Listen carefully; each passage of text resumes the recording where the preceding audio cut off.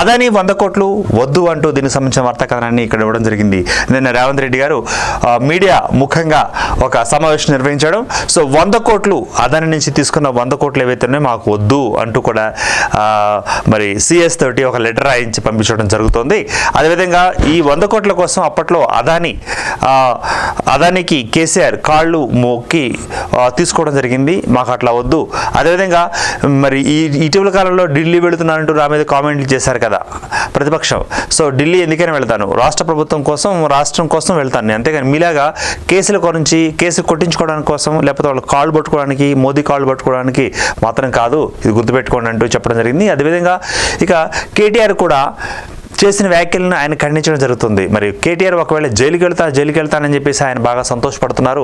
జైలుకి వెళ్తే ముఖ్యమంత్రిగా అవుతారా అని అనుకుంటున్నారా, అది తప్పుడు అభిప్రాయం అంటూ కూడా చెప్పారు. ఒకవేళ జైలుకి వెళితే ముఖ్యమంత్రిగా మారతారు అనుకుంటే కవిత గారు కూడా నీకంటే ముందు వెళ్ళారు కదా, ఆమె కూడా సీఎం అయ్యే అవకాశం ఉంది కదా, కాబట్టి ఒకసారి గమనించుకోండి అంటే దీనికి సంబంధించిన వర్తకాలంలో కూడా చెప్పడం జరుగుతుంది. మొత్తాన్ని మేము ఢిల్లీ వెళుతున్నామంటే రాష్ట్ర ప్రయోజనం కోసం వెళుతున్నాం, అంతేకాని వంగి కాళ్ళు మొక్కడానికి కాదు.